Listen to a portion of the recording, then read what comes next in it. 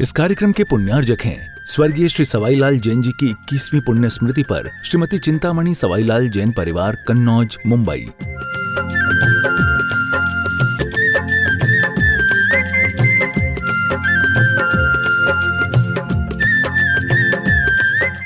के पावन श्री चरणों में प्रार्थना करने के लिए जा रहे हैं। दोनों हाथों को जोड़िएगा और हम पूज्यवर के पावन श्री चरणों में कोटिशा नमोस्तु निवेदित करते हुए आज की मंगल देशना के लिए निवेदन करते हैं। हे महाराज श्री नमोस्तु नमोस्तु नमोस्तु।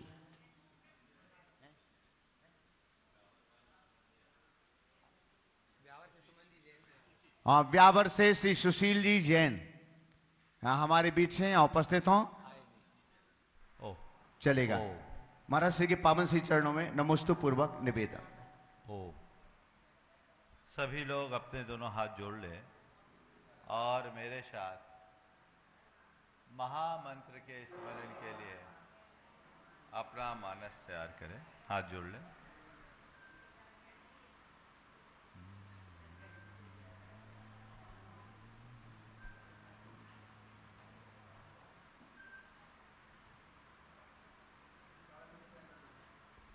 नमो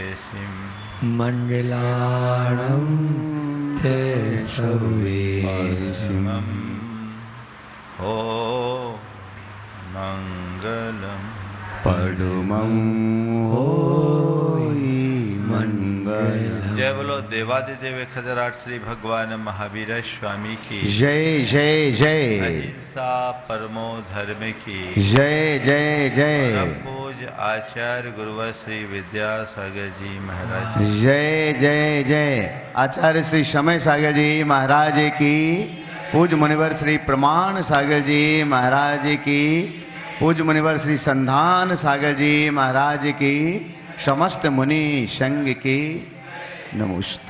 एक व्यक्ति ने खेत में बीज बोया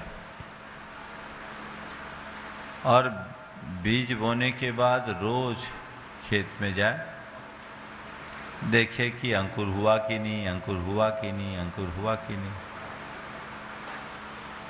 किसी ने उससे पूछा, भाई तुम खेत रोज खेत में क्यों जाते हो? बोले हमने सुना है, हमसे कहा गया कि बीज बोएंगे तो अंकुर होगा, अंकुर से वह पल्लवित पुष्पित होगा और एक बीज से अनेक बीज होंगे। मैं देख रहा हूँ बीज पनप क्यों नहीं रहा है। और रोज रोज वो खेत में जाए और मिट्टी खोद खोद कर देखे, अब बीज क्या पनपेगा? पनपने की जगह बीज ही विनष्ट हो गया। वो बड़ा दुखी हुआ कि मैं तो सोच रहा था कि बीज पनपेगा, पर मेरा तो बीज ही विनष्ट हो गया, ये मिट्टी खराब है। सामने वाले ने समझाया, मिट्टी खराब नहीं, तेरी बुद्धि खराब है। बीज को पनपने तक तुम्हें धैर्य रखना चाहिए। जो अधीर रहता है वो कभी आगे नहीं बढ़ पाता। जीवन की स्थायी उन्नति के लिए धीर होना, धैर्य रखना बहुत जरूरी है। और जहाँ अधीरता होती है वह कभी आगे नहीं बढ़ पाता। जो अधीर है वो धैर्य से पहले ही हार जाता है। हम कोई भी काम करें, धीरज के साथ करें, तसल्ली के साथ करें, तो उसका सुपरिणाम हमारे साथ होता है। और अधीर होकर काम करें तो मामला कई बार बनता हुआ काम भी बिगड़ जाता है। हम लोग अक्सर देखते हैं कि एक कहावत है, हड़बड़ी में गड़बड़ी, है ना। तो ये अधीरता क्या है? समय से पहले ही परिणाम की चाह, कोई काम हो जल्दी हो जाए, तुरंत फुरत। आजकल इसके लिए एक शब्द आ गया, इंस्टेंट, है ना। तो तुरंत जो कुछ चाहिए समय से पहले चाहिए। ये एक ऐसी मानसिक अवस्था है जिसमें व्यक्ति हम प्रतीक्षा तो कर ही नहीं सकते, धैर्य रख ही नहीं सकते, धैर्य व्यर्थ है, प्रतीक्षा का कोई मतलब नहीं। वेट क्यों? तुरंत। ऐसे व्यक्ति की स्थिति बड़ी विचित्र होती है। जो व्यक्ति अधीर होता है वो वर्तमान को छोड़कर भविष्य की चिंता में उलझ जाता है। वो आगे की सोचता है, प्रेजेंट को हाथ से निकल जाता है, और जिसका वर्तमान दूषित होता है उसका भविष्य दूषित हो ही जाएगा। इसलिए बीज बोया है, फल की आशा रखो, लेकिन बीज के फलीभूत होने तक प्रतीक्षा करना भी जरूरी है। हमने बहुत पहले एक दोहा पढ़ा था, कारज धीरे होत है, काहे होत अधीर, समय पाए तरवल फले, केतों सींचो नीर। कार्य अपने समय से होता है। वह तुम कितना भी अधीर हो जाओ, अधीरता से नहीं होता। पेड़ फलेगा तो समय पर फलेगा, जो ऋतु चक्र है उसी के अनुरूप फलेगा। तुम उसके लिए कितना भी प्रयास करो, वहाँ कुछ होने जाने वाला नहीं है। ये बात हमें अच्छे तरीके से समझना चाहिए। अधीरता ऐसी ही एक दुर्बलता है जो हमें अंदर से व्यग्र और बेचैन करती है, हमारे चित्त को उद्विग्न और अशांत बनाती है। आप अपने मन को थोड़ा टटोल करके देखिए। जब आपके हृदय में धीरज होती, धैर्य होता है, तो निश्चिंतता होती है, और अधीरता होती है तो आकुलता होती कि नहीं। अधीरता एक प्रकार की आतुरता है जो बेचैन करती है, परेशान करती है, व्यग्र करती है। अरे ऐसा क्यों नहीं हुआ, ऐसा क्यों नहीं हुआ, ऐसा क्यों नहीं हुआ, ये क्यों हो गया। ये जो सोच है वो हमें भीतर से कमज़ोर बनाने वाली है। आज 4 बातें आप सबसे करूँगा। अधीरता का स्वरूप क्या है, उसका कारण क्या है, और उसका परिणाम क्या है, और अंत में उसका समाधान क्या है। स्वरूप, कारण, परिणाम और समाधान। जहाँ तक स्वरूप की बात है, मैंने कहा कि एक आंतरिक व्यग्रता, बेचैनी या अशांति का परिणाम है जो हमें पहले से ही व्याकुल कर दे और अपने मन को असंतुलित बना दे। जहाँ अब तुरंत जो हो तुरंत, ये जिद एक प्रकार की आ जाती है, एक हट होती, सब कुछ तुरंत होना चाहिए, तुरंत होना चाहिए। और तुरंत के चक्कर में पड़ने वाले व्यक्ति प्रायः परेशान होते हैं।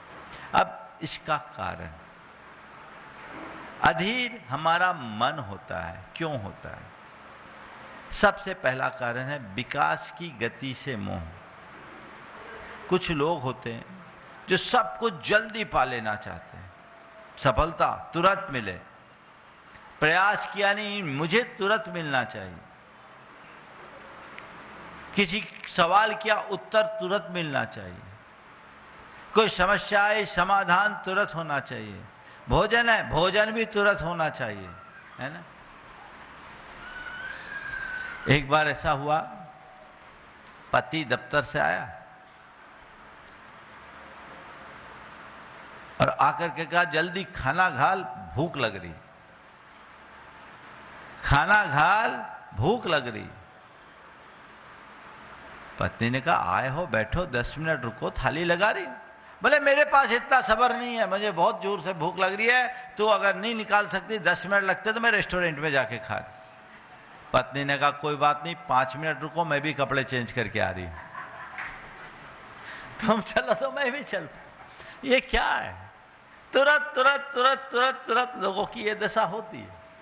और प्राय ये अधीरता कई तरह की उलझनें उत्पन्न करती है। बच्चों ने परीक्षा दे दी, अब परिणाम जब रिजल्ट निकलेगा तो निकलेगा, पास होंगे फेल होंगे, कब रिजल्ट आएगा, क्या होगा, कैसा होगा, कैसा। अरे भैया तूने पेपर लिख दिया, ठीक है, अब पेपर लिख दिया तो आएगा, रिजल्ट जब आना होगा तब आएगा। अब उसको लेकर तू अभी से उलझ करके बैठा रहेगा तो क्या होगा।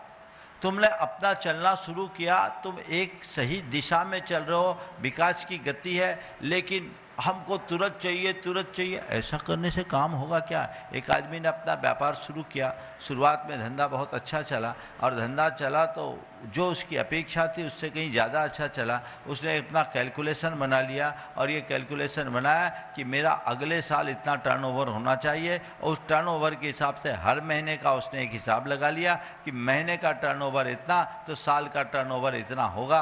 अब वो लग गया कि इतना टर्नओवर चाहिए टर्नओवर चाहिए टर्नओवर चाहिए। तो ऐसा कोई चीज़ें ऐसी तो नहीं कि मशीन में एक बार हमने चीज़ें डाल दी तो सब चीज़ें हो जाए। अब वो परेशान, मेरा व्यापार नहीं चल रहा, डिप्रेशन में आ गया। बोले व्यापार नहीं चल रहा, मैंने सोचा था मेरा व्यापार जैसा चला, जिस अनुपात से चला, मैं सोच रहा था हर महीने हमारे लिए 10% की ग्रोथ होगी, पर महाराज जी ग्रोथ ही नहीं, जहाँ के तहाँ मेंटेन हो रहा है, क्या करें। हमने कहा भैया आगे नहीं बढ़ पा रहा है इसकी फिक्र क्यों करता है, पीछे नहीं हो रहा है इसकी खुशी तो मना, कम से कम जितना उतना तो स्टेबल रहा। अभी तो समय ऐसा है कि कई लोग अपने निर्धारित लक्ष्य से बहुत पीछे हो जाते हैं। सोच जब तक सही नहीं हो, मन में अधीरता होगी तो वह आपकी सोच कभी अच्छी बनने ही नहीं देगी। धैर्य होगा सब काम होगा। तो पहला कारण विकास की गति को से मोह, हर चीज को जल्दी पा लेने की इच्छा, ये जब तक मन में बनी रहेगी हड़बड़ी होगी, और जहाँ हड़बड़ी होगी वहाँ गड़बड़ी होगी। दूसरा है अति अपेक्षाएं।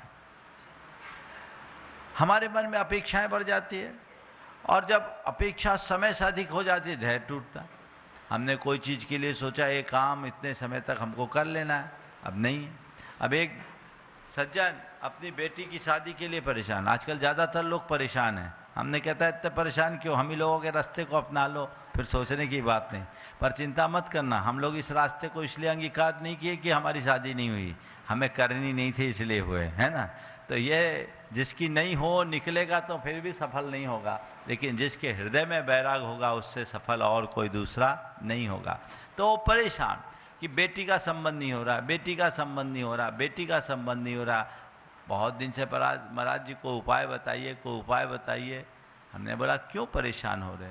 बोले कितने साल की उम्र हो गई। बोले महाराज जी 30वां लगने वाला है। हम बोले तुम्हारी शादी कितने साल में हुई थी। बोले 30 साल में हुई थी। तो हम बोले बराबरी तो है, चिंता करने की क्या जरूरत। जब तुम खुद की शादी 30 साल में किए और उसको स्वीकार कर रहे हो, तुम्हारी बेटी के लिए 30, अरे महाराज उसकी शादी सहेलियों की हो गई। बोले हो गई तो हो गई, अब जब होना होगा तभी ना होगा, तुम प्रयास तो करे। बोले महाराज इसीलिए तो आया हूँ, बात चलती है और अटक जाती है।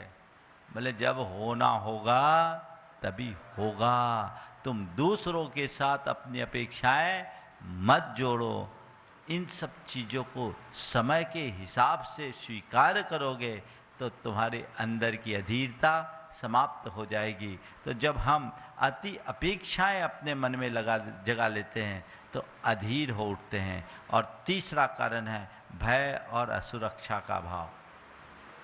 जब मन में किसी प्रकार का भय होता है, अरे कोई छूट ना जाए, कुछ खो न जाए, कोई हम पर अटैक न कर दे, किसी तरह का नुकसान ना हो जाए, तो वहाँ बड़ी अधीरता होती है। आदमी उस समय सहज नहीं रह पाता, व्याकुल हो जाता है। तो ये जो चीज़ें हैं वो हमारे मन को अंतरंग से तोड़ देती है, कमज़ोर बना देती है, तो हम अधीर हो जाते हैं। और चौथा कारण है अविवेक। अविवेकी व्यक्ति हड़बड़ उतावला होता है और उस उतावलेपन में कई बार अपने उपकारी को भी नुकसान पहुंचा देता है। वो कहानी आप सबको पता है, जो कहानी एक नेवले और सांप वाली कहानी है। घर का नेवला जो घर के परिवार के सदस्य के रूप में था और बच्चे को एक सांप डसने के लिए आ रहा था। नेवला ने देखा और सांप का काम तमाम कर दिया, यह सोचकर कि मेरे इस कृत्य की मुझे शाबाशी मिलेगी। वो दरवाजे पे खड़ा हो गया। उसकी घर की मालकिन कुएं से जल लेकर घड़ा लेकर आ रही थी। देखी मुंह में खून से सना नेवला है। उसे लगा कि जरूर इस नेवले ने मेरे बच्चे के साथ छेड़खानी की है। और आओ देखा न ताव, पानी का घड़ा उस नेवले पर पटक दिया। नेवले के प्राण पखेरु उड़ गए। अंदर घर कमरे में जाके देखी, उसका बच्चा आराम से खेल रहा है और एक भयानक विषधर के टुकड़े टुकड़े उसका छत विक्षत शरीर दिख रहा है। तब उसे समझ में आया, अरे मैंने कितनी जल्दी कर दी। तथ्यों को जाने बिना निर्णय लिया। काश मैंने सोच समझकर काम किया होता। ये नेवला कितना उपकारी, मेरे परिवार के सदस्य की तरह रह रहा था और मेरे बच्चे की जान आज उसने बचाई। पर मैंने अपने अविवेक से प्रेरित होकर थोड़ी सी हड़बड़ी की और ये हो गया। आप अपने अनुभवों को ध्यान रखें। आपके जीवन में ऐसे अनेक अनुभव होंगे जिसमें आप ये महसूस कर रहे होंगे कि मैंने हड़बड़ी में गलत जवाब दे दिया, हड़बड़ी में गलत निर्णय ले लिया, हड़बड़ी में गलत स्टेप ले लिया, हड़बड़ी में हमने गलत व्यवहार कर दिया, मुझे ऐसा नहीं करना चाहिए था। आएगा, आपके मन में आएगा। अगर व्यक्ति विवेकी होगा तो कोई जल्दी नहीं करता। वो हर बात को बड़े इत्मीनान से करता है, सोच समझ कर करता है। और कुछ लोग ऐसे होते हैं, पहले बोलते हैं बाद में सोचते हैं। जो बोलने से पहले सोचते हैं वे कभी विफल नहीं होते, और बोलने के बाद सोचने वालों की दशा सोचनी बन जाती है। सोचकर बोलो, विवेक से काम करो।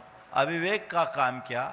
अविवेक में अतिरेक होता है, वह हमारे जीवन को बेहद नुकसान पहुंचाता है। इसलिए अपने जीवन को विवेक के साथ मंडित रखना चाहिए। तो ये कारण हमारे सबके अधीरता का कारण है। कोई भी है तो परिणामों से मोह, अति अपेक्षा और आपके जाकर भय, असुरक्षा और अविवेक, ये चार ऐसे सबल कारण हैं जो हमारे मन को अधीर बनाते हैं। और उसका परिणाम क्या है? निर्णय में त्रुटि। अधीरता में लिया गया निर्णय प्रायः पश्चाताप का कारण बनता है। कोई भी निर्णय आप हड़बड़ी में लोगे, गड़बड़ी होगी, बाद में पछताओगे, अरे जल्दबाजी कर दी, थोड़ी सी समझदारी रखी होती तो ठीक होता, हम चूक गए, ये चूक ठीक नहीं है, ये हमारे लिए ठीक नहीं है। इस तरह के भाव मन में आते रहते हैं। इसलिए जब कभी भी अधीरता की बात आए, थोड़ा ठंडे मिजाज से सोचो। अच्छा निर्णय हो, कोई बड़ा निर्णय हो, एक मन में ये निर्णित कर लो कि कोई भी निर्णय हड़बड़ी में नहीं लेंगे। थोड़ा स्पेस होना चाहिए। जरूरत क्या है? तुरंत के तुरंत निर्णय लेना। त्वरित निर्णय तभी लेना चाहिए जब हमारे पास कोई दूसरा विकल्प नहीं हो। कई मौके ऐसे आते हैं जिसमें हमें स्पॉट पर तुरंत निर्णय लेना पड़ता है, तो तुरंत निर्णय लें। पर तुरंत निर्णय लेने में भी जिनको औचित्य का बोध होता है, जो प्रत्युत्पन्नत्व के धनी होते हैं, उनका हर निर्णय सही होता है। कदाचित कोई गलत निर्णय भी हो जाए तो उसे सही साबित करने में समर्थ हो जाते हैं। लेकिन जिनका विवेक अजागृत होता है, वे हड़बड़ी में, उतावली में आकर कोई भी निर्णय लेते हैं, वो निर्णय दुखदायी बन जाता है। ऐसे निर्णय से बचें। तो जब भी आप ऐसा काम करेंगे, आपके गलत निर्णय होंगे तो गलत निर्णय का परिणाम गलत होता है। एक गलत निर्णय जीवन को बहुत पीछे ले जाता है।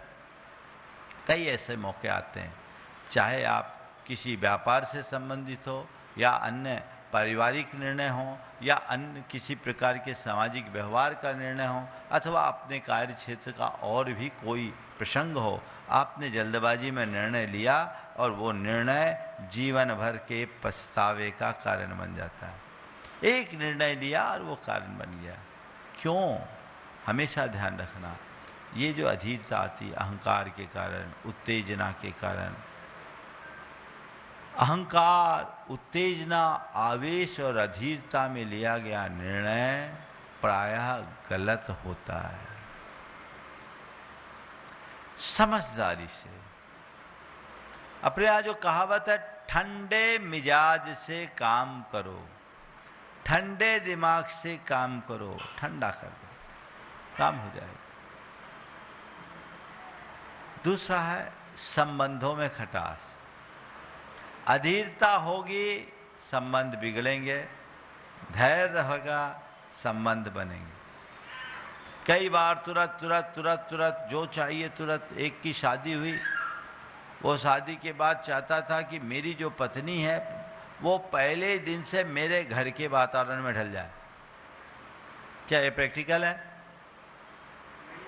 भाई 25 साल की उम्र में जिसका विवाह हुआ, 25 साल में वो जिस संस्कार और परिवेश में पली बढ़ी, उसका असर एक दिन में तो बदलेगा नहीं। उसके घर के और और सोच में और जीवन शैली में और उसके ससुराल की सोच और जीवन शैली में जमीन आसमान का अंतर था, और दोनों में इतना बड़ा अंतर। अब पति चाह रहा है कि मेरी पत्नी पहले ही दिन से सब एडॉप्ट कर ले। उसने पत्नी से कहा, देख तुझे अब मेरे घर में ढलना होगा, यहाँ की व्यवस्था के अनुसार चलना होगा।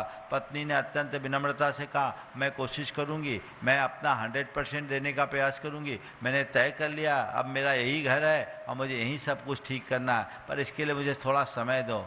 अब वो उतावला, मेरे पास समय नहीं है, तुझे तुरंत बदलना होगा, तुझे बदलना होगा, तूने आज ये नहीं किया, तूने वो नहीं किया, और शिकायतें करना शुरू कर दी। नतीजा ये निकला कि पत्नी पूरे जीवन भर रहने के लिए आई थी, 2 महीने में वापस अपने घर जा बैठी। होता है।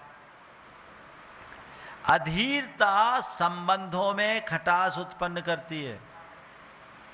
और देखिए कैसा होता है, बच्चों के साथ आप लोग बहुत अधीर हो उठते हैं। बच्चों की कोई गलती आपको सुनने में आई, आप तुरंत उसकी कार्रवाई करते हैं, उनको झड़क देते हैं, उनको डांट फटकार कर देते हैं, 100 तरह के आरोप लगा देते हैं। फिर क्या होता है?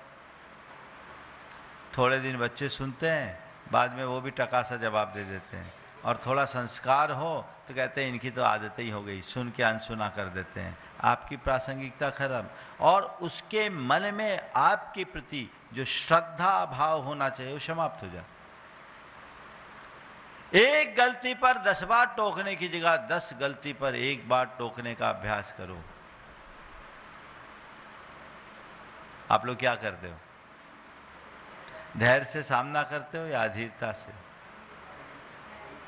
देखो, एक धैर्यवान व्यक्ति अपने संतान को कैसे ट्रीट करता है।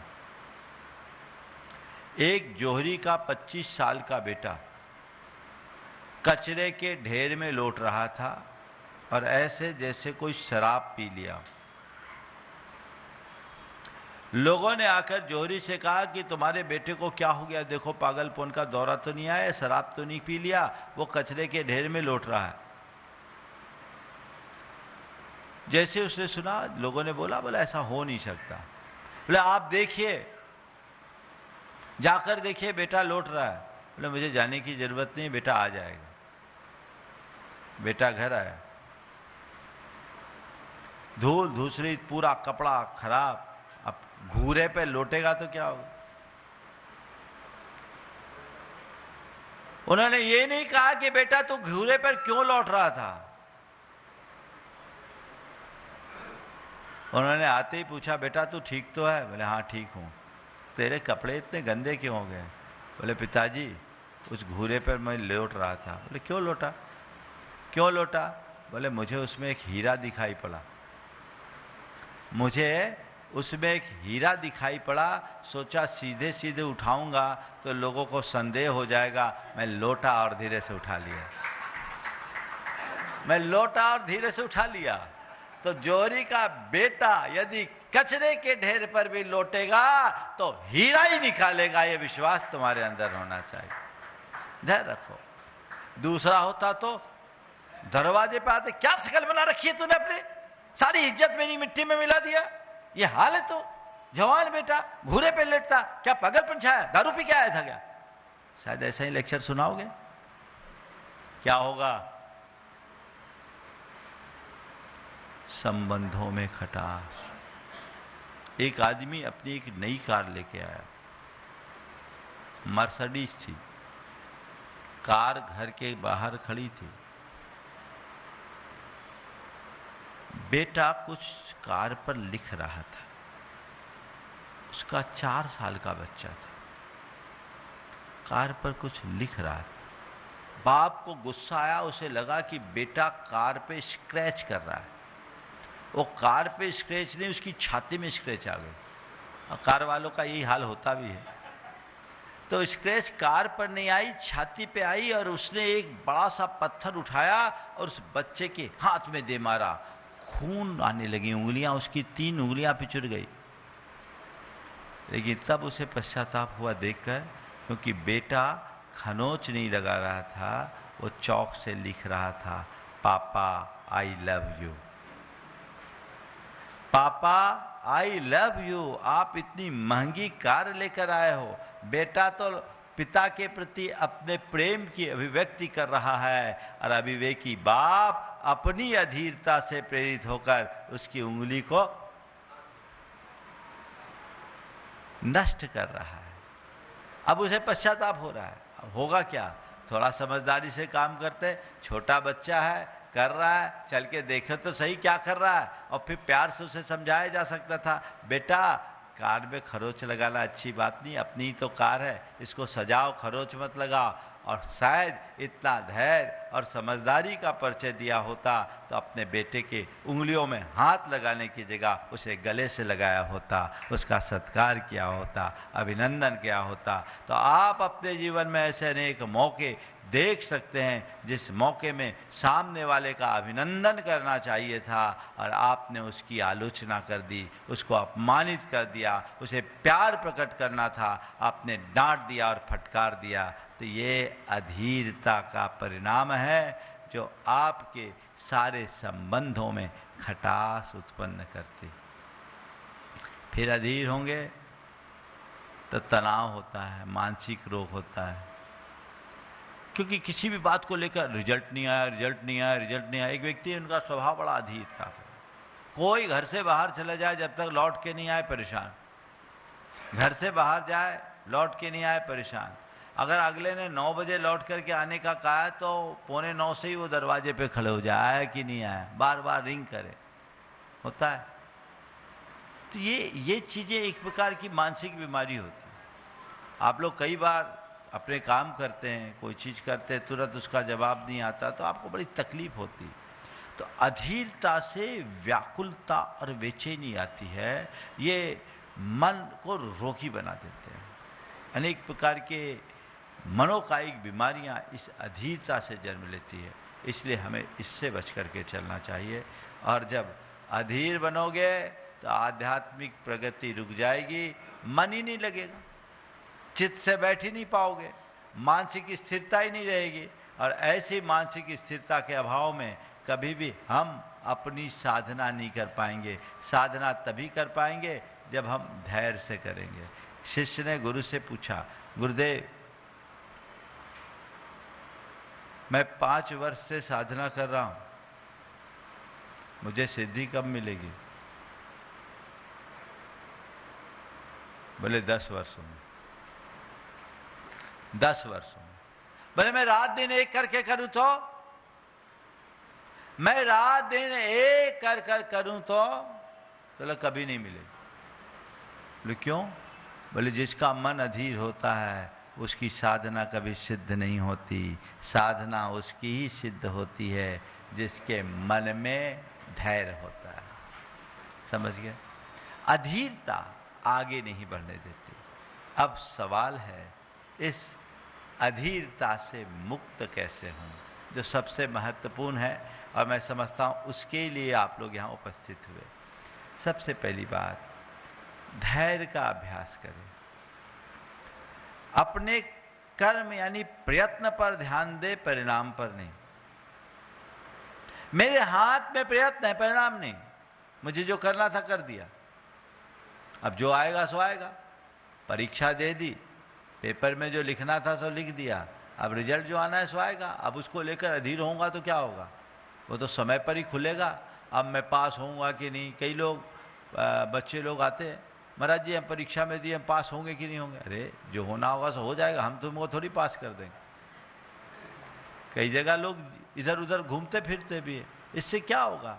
तुम लिख दिए सो लिख दिए, अब कुछ होने वाला नहीं है। लेकिन अधीर व्यक्ति का मन ऐसे ही होता है। एक बच्चा भगवान के पास जाकर बार बार गुहार कर रहा था, हे भगवान मुंबई को भारत की राजधानी बना दे, मुंबई को भारत की राजधानी बना दे, मुंबई को भारत की राजधानी बना दे। एक आदमी सुना, बोले क्या क्या बोल रहा है रे, भारत की राजधानी दिल्ली है, मुंबई बना करके क्या करेगा, तेरे को क्या फायदा होगा। बोले औरों को फायदा हो या ना हो, मुझे फायदा हो जाएगा। बोले क्या फायदा होगा। बोले पेपर में मैंने गलती से भारत की राजधानी मुंबई लिख दी। तो गलती की है, तुमने लिख दिया, अब ये क्या होगा।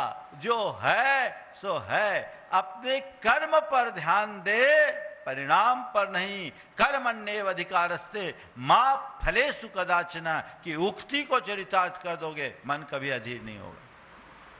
सदैव इस वाक्य को अपने जीवन का सूत्र वाक्य बनाइए। मेरे हाथ में केवल प्रयत्न है, परिणाम नहीं। प्रयत्न मैं पूरी शिद्दत से करूं, परिणाम को सहज भाव से स्वीकार करूं। प्रयत्न में कमी नहीं, परिणाम पर बेचैनी नहीं। जो प्रयत्न मुझे करना है सो कर रहा हूं। लेकिन ये मानना है कि प्रयत्न के बाद परिणाम में समय लगता है। रोटी खाते ही खून नहीं बनता, टाइम लगेगा। प्रोसेस चल रहा है। तो जो मुझे करना है वो करना है। ये अगर हम ध्यान में रखें तो बहुत अच्छा काम हो सकता है। कई बार जब मन एकदम अधीर और व्यग्र होने लगता है कि अब मेरा नंबर आए। मैं देखता हूँ शंका समाधान में जब आप लोग बैठते हैं ना, जिनका नाम आया हुआ होता है वो बार बार सोचते मेरा नंबर कब आएगा। और जैसे जैसे घड़ी बढ़ने को होती है कि अब तो लगता है कहीं कट ना जाए, ऐसा कई अवसर। तो कई ऐसे खास मौके पर महाराज बोल रहे तब तक पर्चियां भी आ जाती कि लगा दे। तो जब मन अधीर होने लगे उस समय एक अभ्यास करें।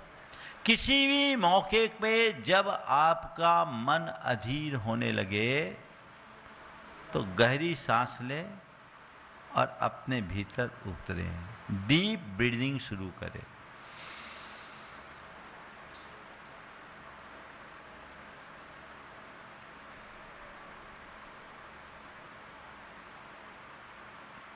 गहरी श्वास लें, रोके और धीरे धीरे छोड़े। जैसे बैलून से आप हवा निकालते हैं ना, धीरे धीरे वैसे। इससे आपके मन का जो असंतुलन है तुरंत नियंत्रित होगा। कई बार ऐसा होता है, अधीरता होती है, घबराहट होने लगती है, मन कईयों की तो सांस फूलने लगती है। तो जब ऐसा मूवमेंट हो तो इस समय एक ध्यान रखें। दूसरी बात, हम चीज़ों के लिए समय देने की शुरुआत करें। समय दें और ये समझें कि हर प्रक्रिया को पूर्ण होने में समय लगता है। प्रक्रिया तक हम प्रतिक्रिया से बचें। समझ गए? प्रतिक्रिया से परिणाम नहीं होगा, चीज़ें तो अपनी प्रक्रिया से होगी, जब होगी तब होगी। ये बात ध्यान में। इस कार्यक्रम के पुण्यार्जक हैं स्वर्गीय श्री सवाईलाल जैन जी की 21वीं पुण्य स्मृति पर श्रीमती चिंतामणि सवाईलाल जैन परिवार, कन्नौज, मुंबई।